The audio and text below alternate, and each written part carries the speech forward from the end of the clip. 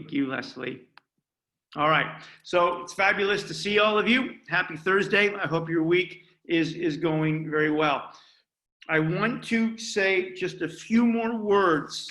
I say that every lecture, to try to close out this second outline, and specifically this theme that we've been talking about last lecture and even a little bit before, about the relationship between the Homeric myths and Greek tragedy. And this is really critical conceptually for the bigger themes and the deeper themes of the course for Nietzsche, for postmodernism, and even for Foucault, all right? And so as we think about the emergence of Greek tragedy, right, this literally, and again, whenever we use the word Greek tragedy, we mean it in three ways, right? We mean it, one, as a kind of comprehensive worldview that evolves or takes its source material from the Homeric traditions. We mean it, two, in this what Nietzsche will call the heroic or tragic perspective, right? A sort of set of ideas that Nietzsche believes produce physically powerful and emotionally powerful and sort of poetically and creatively powerful people, right? So it refers to a worldview. It refers to a type of person that is produced in this worldview. And the third way that we mean tragedy when we use the word is not just a worldview, not just in the sense of a type of character, person it produces, but the type of art those people produce. And in fact, we're reading one of those quintessential examples, Sophocles' Antigone. Sophocles' Antigone is a work of tragedy, okay? And so what we're gonna finish today is in the sort of broader story of our introductory remarks, is this relationship between the Homeric traditions and what will emerge as Greek tragedy. And even if we think about this in a historical or material or empirical way as best we can, you know, there's at least a 200-year gap of time between what we think was the Homeric epic. Even if we date the Homeric era from 750 to 650 BC, and we start to see the emergence of the tragic era beginning around 500 BC, right, and then 490 and 480 and all the way to Socrates' execution, right? There's at least 150, 200 years that is kind of a gap, right? So there's some time between it. There's some time between what we call the Homeric era, you know, and the emergence of the Iliad and the Odyssey and the beginning of the Greek world and the early foundations of Western civilization. There's some time before what we now call, what Nietzsche's going to identify as Greek tragedy emerges, all right? And we've been playing with some concepts here. And I wanted to, we did this last week. I want to finish this up, and then I want to say a few more things about it. When we think about the emergence of Greek tragedy, right, the first thing to think about in a kind of conceptual way is that Aeschylus and Sophocles, we're reading Sophocles' great tragedy, the Antigone. Aeschylus and Sophocles are reinterpreting, they're reinventing, they are stylizing the traditions, the poetic traditions, the Homeric traditions, the poetic traditions from the Iliad and the Odyssey. They are consciously rewriting them, reinterpreting them, playing with them, stylizing them to suit their own time and place, and to bend them, to arc them into their own meaning, into their own definition, into their own value, and to organize them into their own purposes, right? So on a really kind of a beautiful level, conceptual level, you can even think of Greek tragedy as a kind of artistic reimagination, or an artistic reinvention or recreation or stylization of the Homeric traditions. Sophocles and Aeschylus are engaged in a kind of conscious, aesthetic, artistic experience where they are taking their own source material, their own tradition, the Homeric traditions that they've inherited. They're taking this poem that they have inherited and they're tweaking it consciously, purposely. And when I say tweaking it, what are they doing? They're tweaking the meaning. They're tweaking the storylines. They're tweaking the meaning. They're tweaking the definitions of things. They're tweaking what things are valued, what things are not valued. They're tweaking it consciously, artistically, right? And so in doing it, they are engaged in this great sort of human process that Nietzsche is going to celebrate of rewriting the poem, right? Greek tragedy rewrites the poem that they've inherited from the Homeric traditions. Important things remain the same. We're still talking about the Greek gods. We're still talking about the royal family of Thebes, right? Some things remain the same, but they're tweaking it. They're giving it new meaning, right? And in giving it new meaning, they're arcing, they're tweaking the valuation. Now some things are becoming more valuable, some things are less. Maybe the meaning of what it means to be a hero, or who should rule and why. Maybe these things are being tweaked a little bit, right?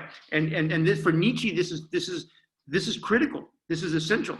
In fact, this is what human beings ought to be doing, rewriting the poem all the time, right? And so the first thing to think about as we think about tragedy from a Nietzschean point of view is to kind of see Aeschylus and Sophocles tweaking the poem, tweaking their own traditions, reimagining, redefining what things mean, and therefore what things are valued and why they're valued, and in doing that, kind of arcing differently the purposes to which these things are pressed into the service, right?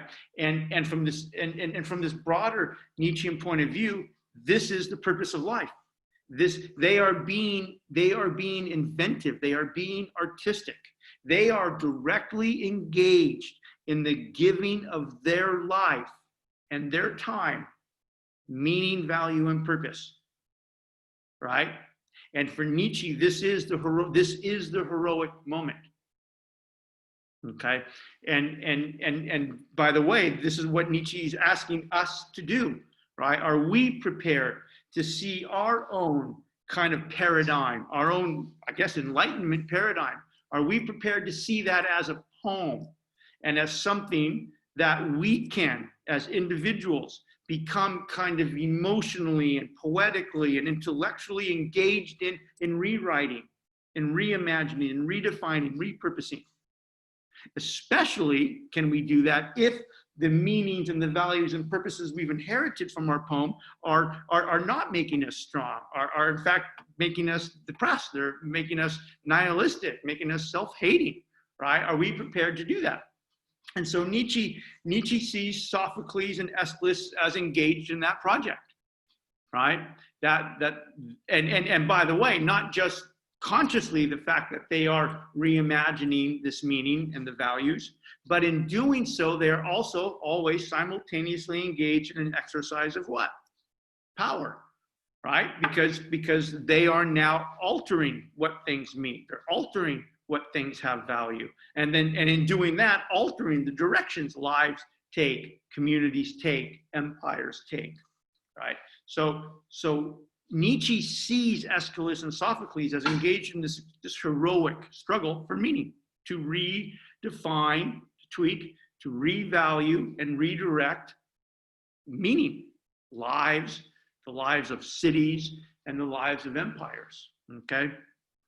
And so they're engaged in this process, right? They're redefining, giving meaning, altering values, and doing that as an exercise of power. This is the tragic age. We're no longer living in the Homeric age, right? We're borrowing, we're sampling, right? Some things remain the same. The big themes from the myths remain kind of the same. The Greek gods are still the same. We're still talking about the family of Thebes, the royal family of Thebes, but this isn't your grandparents' traditions. This isn't your grandparents' Homeric traditions. This is the fucking tragic age. So something new has been produced, something unique, something stylized, something important has emerged, right? And so Nietzsche sees Greek tragedy as engaged in that project. And for the purposes of the class, two things are really important. One, that he sees it as that project. We need to grasp what the hell that means. But two, in a more, I suppose, profound conceptual sense, he is in showing us how the Greeks of the tragic age did that to their own traditions and what that meant and how that made them heroic. In showing us how the Greeks of the tragic age did it, he is seducing us and calling us to imagine the same possibilities for ourselves. All right. So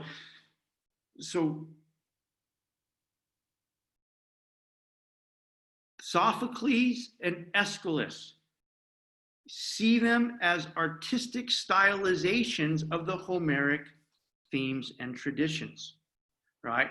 Think of the tragedies, the texts and the plays as artistic and aesthetic reinterpretations of existing poems, events, and moral themes, right? They're reworking the tradition. Now, in reworking the tradition, they are also exercising power. This is critical.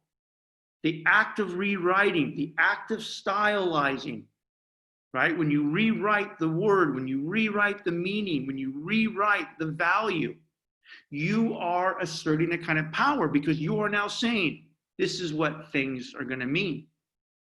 And this is what things are going to value. And they're an expression of power because if they catch on, this is what the poem now means. This is the poem. We're not talking about the Homeric traditions anymore. We're talking about fucking Greek tragedy. We're not talking about painting in the realist style. We're not talking about fucking Picasso. Okay, all right, and so this is happening in cross genres. All right. And of course, because they see it as a human invention, as something that is an invention, and because they see it expressed in a world that has no inherent meaning, right? The meaning is unstable, right? The very fact that Greek tragedy could emerge as something different in terms of meaning and definitions and values and purposes, the very fact that it could emerge as something different, that a new system of meaning and values and purposes could be possible, suggests that meaning is malleable, meaning is unstable, it's fragile, it's contested, and it can be tweaked, right? It can be redirected. All right. Now, the last thing I want to say about tragedy is, and this is really important, is a kind of on an existential level. What we have just said so far, how does Nietzsche interpret Greek tragedy on a conceptual level? How does he view its relationship between the Homeric traditions and tragedy on a conceptual level? We just talked about that.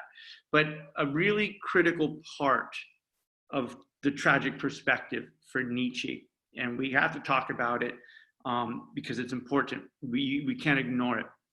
And so we have to talk about it so we can finish this part of the course. But it's not just important in the material and historical story of Greek tragedy. It's important right now. We are living it right now.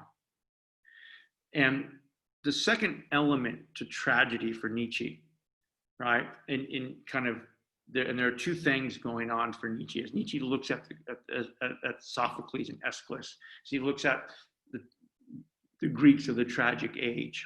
There are two big things going on. One we've just talked about, right? The conceptual reimagination of the Homeric traditions as a human invention and an act of power and an act of heroic power to give your life and the time and space you live in your fucking meaning and your value and to arc it into your purposes. Okay, that's going on. And for Nietzsche, that's huge. And Nietzsche wants you and I to learn to do that in our lives. Now, an equally heavy part of tragedy for Nietzsche. And in some ways, this is the tragic part of tragedy, is that when Nietzsche looks at this time in world history, when he looks at the specific time of the tragic Greeks, something else very profound speaks to him, or he sees something else very profound. He sees a second very profound influence. He sees a second very profound influence that contributed to the tragic perspective. Nietzsche sees a second very profound influence to what he calls the kind of the tragic perspective. And that helped influence, not help, but influence very deeply and very profoundly the Greeks of the tragic age, right? And this is a historical and a material reality, right? And Nietzsche never wants us to forget, and he's right, he's fucking right about this, that one of the major contributing factors to the emergence of Greek tragedy, the tragic worldview, the way that creates heroic people, and the way those people produce the most profound art in human civilization. Second major influence to that was the fact that in the 50 years from 500 BC, from basically 492 BC, all the way kind of dripping into 450 BC, the Greek world and the Greeks of the tragic age, the Greeks of Athens, Aeschylus and Sophocles, and even Socrates, right, of Herodotus, Heraclitus, the Greeks of this, because Socrates is born in 470.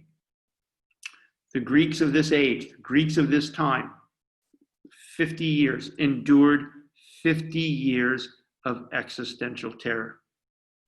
The Greeks of this time lived through and endured 50 years of existential terror, right? And when I say they lived through and endured 50 years of existential terror, I mean specifically that for these 50 years, there are two waves of Persian invasions into the Greek homeland. This is what is known as the Persian Wars, right? The Persian Wars. For 50 years, the Persian Empire, first Darius and then Xerxes. What we literally, and by the way, the Persian Empire is what we literally call the entire Middle East. So if you can think of everything from Kuwait, right? If you think of everything from Iran, the Strait of Hormuz, Iran, what we now call Iran, all the way through the Gulf, all the way through what is now Saudi Arabia, all of Saudi Arabia, all of Iran, all of Kuwait, all of Iraq, all of Syria, all of Jordan, all of Palestine, all of Turkey. That whole space as the Persian Empire. That was the Persian Empire. And for 50 years, the Persian Empire first led, is it Darius? Darius, I think, and no, Xerxes and his, God, I get it confused. Xerxes and Darius. Anyways, for 50 years, there are two waves of Persian invasions into the Greek homeland. They come across from Western Turkey into northern Greece, and they come down.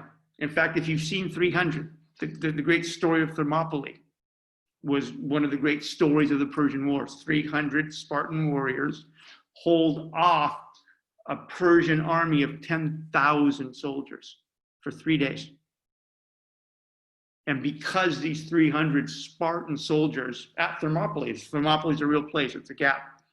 It's up northern Greece near the Turkish crossing. And these 300 Spartan soldiers hold off literally a 10, 20,000 person Persian invasion, and they hold them off. They all get slaughtered, of course, but they hold them off long enough for the Athenian fleet to come up the coast and attack the Persian forces trying to make the crossing. Thermopylae saves the Greek world, right? And there are several. The Battle of Marathon, the last battle of the Persian invasions was Marathon, right? The Greeks, an alliance of Greek city-states, defeat the Persians at Marathon. That's where we get the Marathon. The person who was at the battle ran 26 miles from Marathon to Athens, right? The Persians were 26 miles away, right? In one of the concluding battles, right? And the person runs from Marathon to Athens. That's why a marathon is 26.2 miles. It's where the name comes from, Marathon. The soldier ran from Marathon to report to the Athenians and to the Spartans that the Greek civilization was not going to be annihilated by the Persians, right? And this is a really important part of tragedy for Nietzsche. This existential fragility for Nietzsche, right? And for 50 years, these Greeks that are living from 499 BC all the way to 450 BC. For 50 years, these Greeks and these Spartans, these Greeks, these Melians, right, these Thessalians, all these Greeks that are making up these kind of emergent Greek city-states, for 50 years, the Greeks endure, live through, and survive an existential threat to their existence. If the Persian invasions succeed, there's no Greek world. The Persians slaughter everybody. Period. The purpose of the Persian invasions, into the Greek world, which, by the way, was only 200 years old. The Greek world is still young, right? See, whatever this fucking Greek world is, it's not that old. It's 150 years old, maybe 200 years old, whatever it is, right? It's an invention. Didn't exist before the Iliad and the Odyssey. So whatever the Greek world is as a thing, it's not very old, it's very fragile. And its first great test, existential test, comes in the Persian invasions, 2 waves of Persian invasions. And the whole purpose, period, and I'm not being dramatic about this. This is, read it. Read the historians, right? The whole purpose of the Persian invasions is to eliminate the Greek way of life. Eliminate the Greek gods, eliminate the language, eliminate the culture, eliminate whatever was happening or emerging or conceived to be the Greek world, Homeric or tragic. Wipe it out. Extermination, genocide. The purpose of the Persian invasions was genocide, to exterminate the Greek way of life, and to enslave everybody. Murder the men, enslave everybody else. Period. That was its purpose.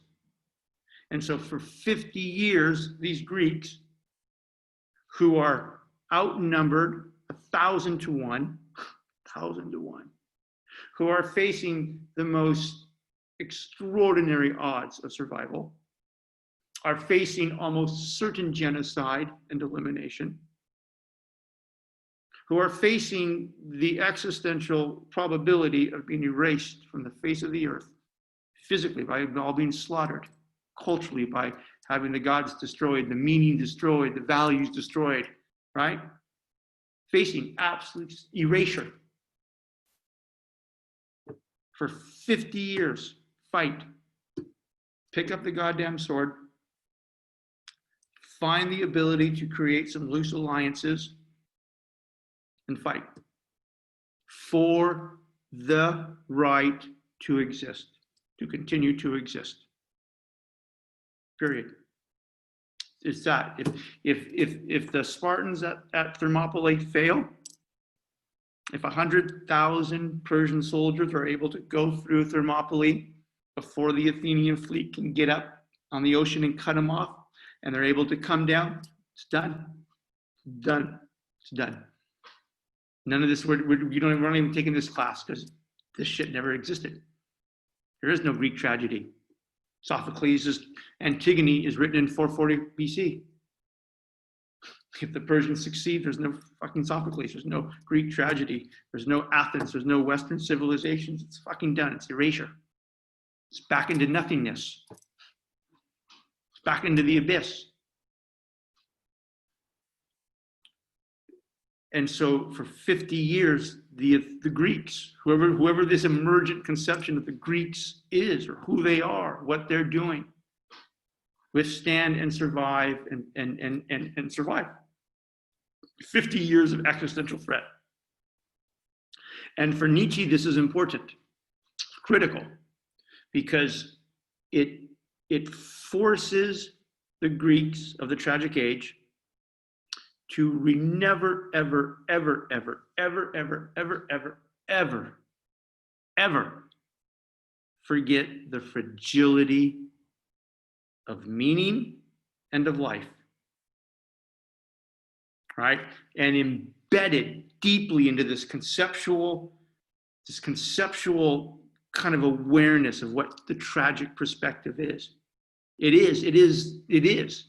In and of itself, the world has no inherent meaning or purpose. Okay? Whatever meaning, value, and purpose it does have is given to it by human beings as acts of kind of heroic invention and as acts of power. But at the end of the day, no matter how powerful your technology, no matter how powerful your culture, no matter how powerful your science, whatever it may be for the Persians, because they were technologically and numerically and in some ways culturally vastly superior to whatever the Greeks were. Should have wiped them out. But no matter how powerful you think that is, it's fragile. No amount of human power, no amount of technology, no amount of language, no amount of science, no amount of medicine, no amount of economy, right? For Nietzsche, no amount of those things that are human inventions will ever be sufficient to fully master death and the cosmos. So for Nietzsche, and this is buried deep in the tragic perspective for Nietzsche. And this is what he's going to say that these people knew. This is what they knew. The existential part of it. That life, that meaning is extremely fragile. That it can be destroyed through genocide. Meaning, a cultural meaning, can be erased. It's fragile. And it's not just that meaning on a cultural level can be erased because it's fragile. And because there are people out there, or groups out there, or armies out there, or nations out there that wish you well, that don't wish you well. Right? The purpose of the Persian inventions was to erase Greek meaning, value, and purpose, and language. It's genocide. Period. Don't ever fucking forget that. Okay, right? Life is fragile. Cultures are fragile. And then two, on the more existential level, life is fragile. You and I die. You and I, we've got who knows how much time we have. Life is fragile. We're mortal. We die. And no amount of medicine or technology or science or wealth or architecture, all the things that you think give you a sense of power to resist the threats and to live through the threats and to survive the threats. You'll never survive the most imminent threat to your life, which is your death. You're dying right now. You're dying right now. And so for Nietzsche, as he interprets the Greeks of the tragic age, what really, in some ways, what reinforces all that conceptual stuff they were doing. Okay, yeah, they were stylizing the Homeric traditions. They were rewriting them. They were reinterpreting them. They were giving meaning to their time and value. And they were doing all this aesthetic, conceptual, even kind of heroic in some ways, because they're giving meaning to their lives. They're not just living through these traditions that have been given them from them. They're reinventing them. Yes, extremely powerful. But what is reinforcing that, what is deepening that, what is making the Greeks heroic in this really, really profound sense was that they lived through the Persian invasions. Sophocles fought in the Persian Wars. Aeschylus fought in the Persian Wars. Socrates fought at Potidaea. They fought. Picked up the fucking sword and they went out to the plain and they fucking fought. And if you live, you get to go back to the family. Or you leave it on the field. You leave it on the field. And by the way, if you leave it on the field and enough of your city leaves it on the field, there's no more city. The Spartans had this wonderful sort of story, kind of this wonderful kind of, not a myth, not a story, but a kind of saying. And it came from the Persian Wars, right? And the role of women in Spartan society was very important because the whole Spartan society were warriors. They were the whole city, everything, the economy, the education, the politics, the family structure, the gender norms, everything was designed around defense, period. Defense, that was it. Protect the city from invasion from the Persians, period. Because if you can't defend the city, there's no city. You're all dead. And the role of women in Sparta in this was actually really important because the women made the shields. Women made the shields. And there was a famous saying in Spartan society. The sons were taken away at 6, 7, 8 years old, taken away from the family and trained to be warriors in the most brutal, vicious, horrific military combat upbringing from 8, 9, 10 to 20. And while all these boys were being trained, they've been taken from the family, they're being trained, the mothers are making shields. Making shields. And there's this big ceremony. And the mother gives the son the shield, the Spartan warrior. When the son becomes a warrior, the mother gives him a shield. And she says to him, because he's going out to face the Persians. Or in the Peloponnesian War, he's going out to face the Athenians. And she says to him, you either carry the shield back or you come back being carried on it. Right? Because you're going to die. You're going to fight. Right? And there's only two possibilities. You're either going to survive the war, the combat, and you're going to carry your shield back, or you're going to fucking die. And you're going to be carried back on it. And that was the reality. And for Nietzsche, this is an existentially very powerful thing. And in fact, the Stoics will call this, and Nietzsche is riffing off this in a way, but the Stoics will call this the gift of death. The Stoics will call this the gift of death. And it's the key to existentialism. And it's one of the compelling elements of Nietzsche's interpretation of the Greeks of the tragic age. Why were they powerful? Why were they heroic? Why were they emotionally fierce? And why were they poetically creative? Because they understood at a core existential level the fragility of life. Meaning is fragile. It can be erased. Life is fragile. We're mortal. Nobody knows, right? And even in the best of times, even in the most normal of circumstances, we don't know. Death is right there. Death is always present. As long as you are alive, death is present. And because death is present, death operates as a gift. The presence of death makes you focus. The presence of death never lets you forget how fragile life is and therefore how beautiful life is. Right? And so the Persian Wars for Nietzsche, the presence of war and cultural annihilation, cultural genocide, made these Greeks obsessively, almost pathologically aware of the fragility of things. And at a very deep level, when we read when we read the attempt at self-criticism, which we are in just a minute, we're going to see what he means by this. If you can,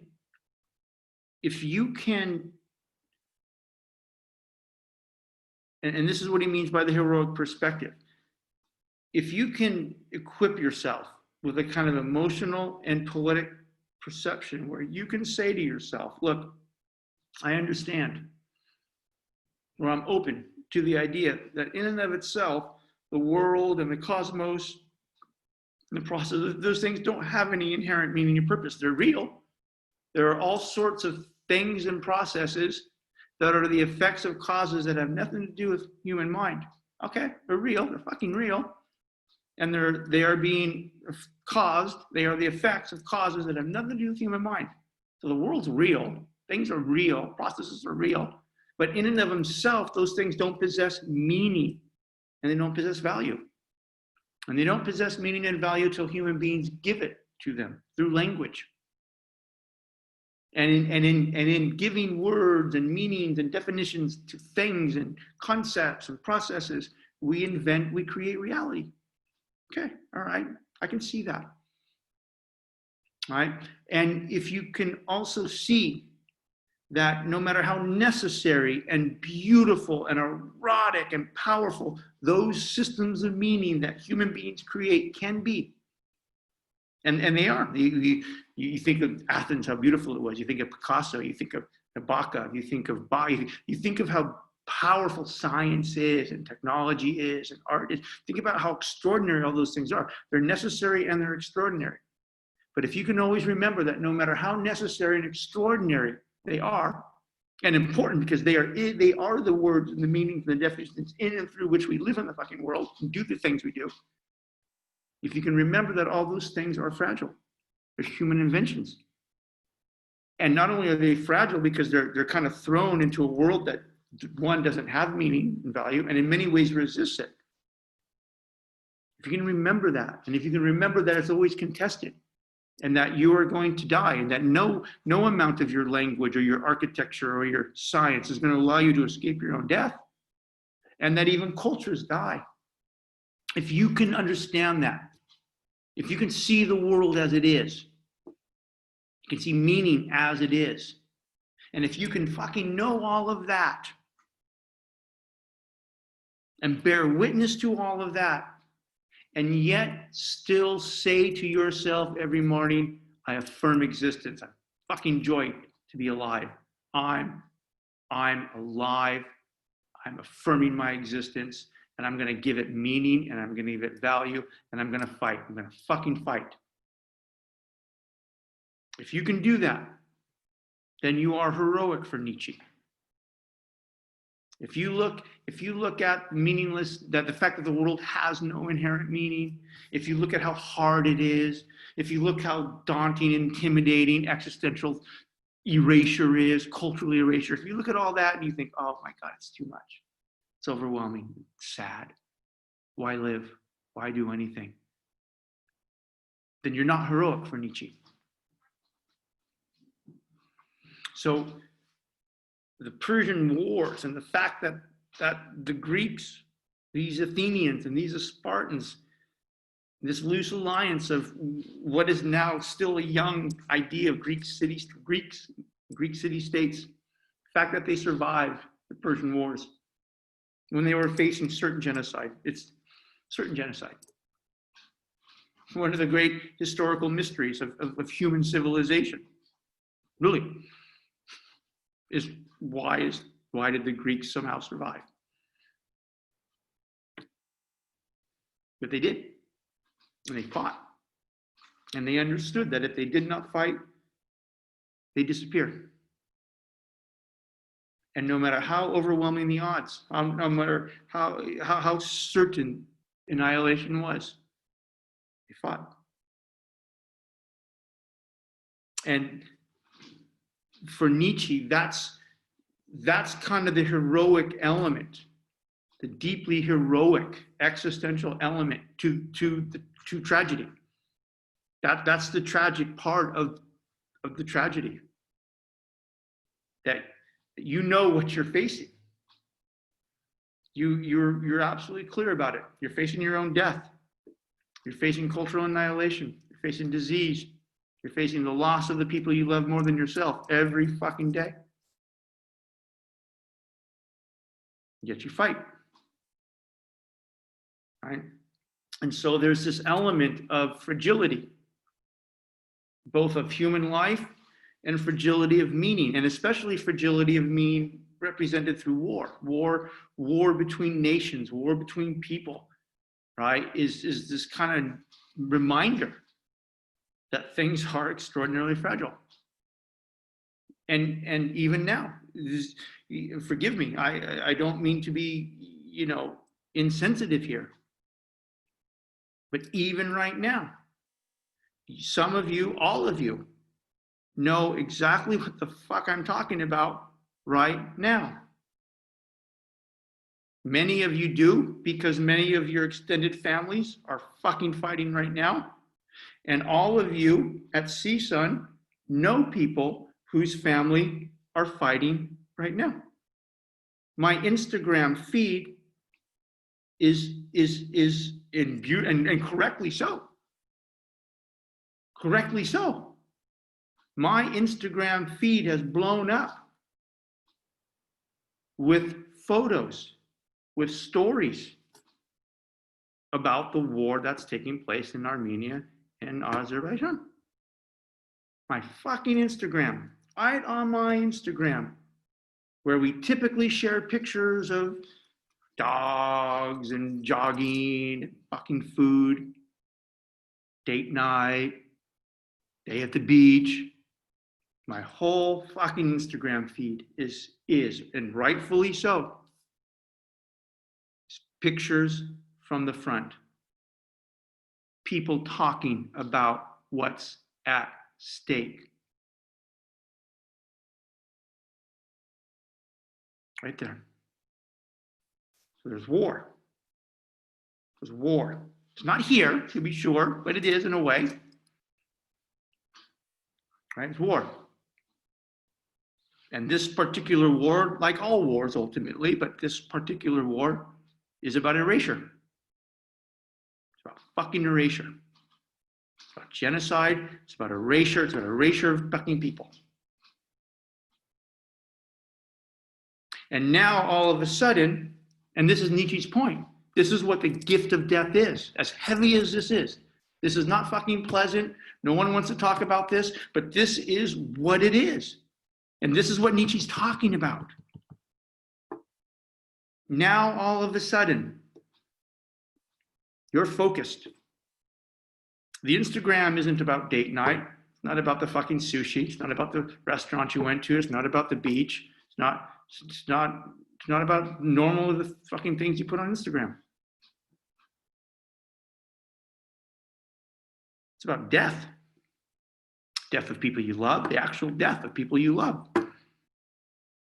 It's about the death of a fucking culture. Right? And now everything, now you remember, now you know, and you fucking remember. Right? And you're laser focused on what's fucking important. Maintaining your meaning and your value and your purposes. Your meaning, value, and purpose is going to survive another 10 years.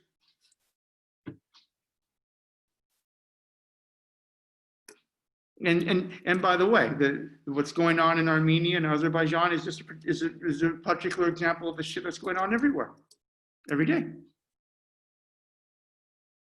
The Black Lives Matters protest, kind of part of that. They're exactly part of that. Is racial injustice going to continue to erase entire segments of the fucking population?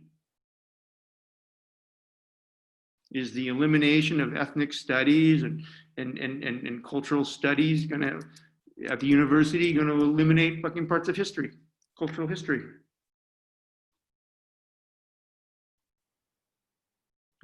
So for Nietzsche, for the tragic perspective, it's a war. It's life is meaning. Meaning is conflict. Because meaning is an invention. Words are inventions. Definitions are inventions. Meanings are inventions. Values are inventions by humans. And they're asserted and imposed on a world that is fucking indifferent to them and even hostile to them. And there's lots of different meanings around because there's lots of different people. And those meanings are conflictual, they're agonistic. And they're fragile.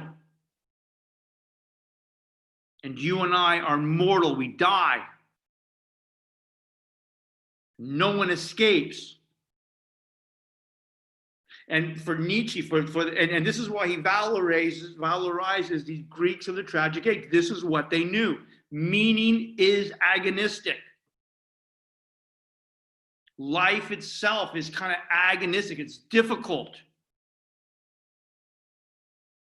Meaning and life are difficult to invent and to give value to and to sustain. And it never ends until you die. Until you die on the battlefield, whether that's conceptually fighting for the right to be heard politically, or whether it's existentially, you fucking died on the battlefield.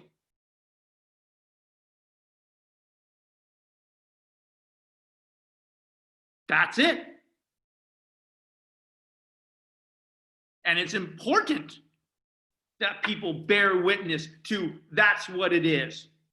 Because only people who bear witness to that's what it is, both on a conceptual and an existential level, are prepared to fight, to be strong. Otherwise, you will be mastered or killed.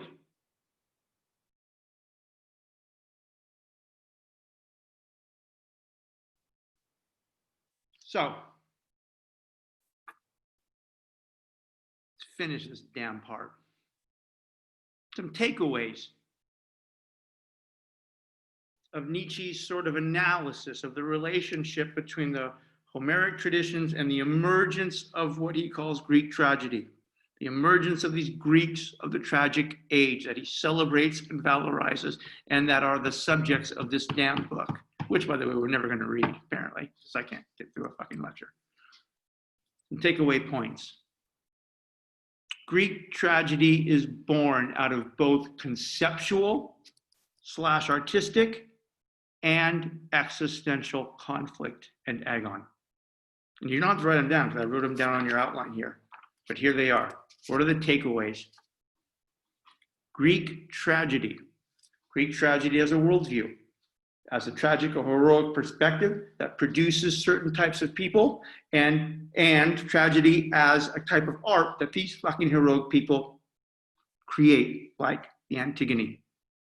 Greek tragedy is born out of both a conceptual and artistic and existential conflict and agon. Greek tragedy is an artistic, agonistic reinterpretation of the meanings, values, and purposes of life and politics. It recognizes that there is no inherent meaning or purpose to life, that the meaning and purpose of life must be defined and asserted as an artistic act and an assertion of power. It recognizes, in this kind of existential conflict, that life itself is fragile and agonistic. And it's fragile and agonistic, one, because meaning is inherently and inescapably fragile, and because life itself, the physical dimensions of life, the life of a human, the life of a culture, the life of a people, are inherently and inescapably fragile and agonistic. Because meaning and life are inherently and inescapably agonistic and conflictual and temporary, one must become physically and emotionally and intellectually strong and fierce. And this is the origin of the heroic in the heroic perspective. And this recognition of the fragility of things is the tragic in the tragic perspective. Life and meaning and value and the social and political space are inherently unstable. They are fragile spaces of agonistic and competing claims to what things mean and who defines it. And if you can own that, and you can bear witness to it, and you can respond to the call it makes upon you, if you can respond to the demands it requires of you, then you will become free and you will become heroic. All right.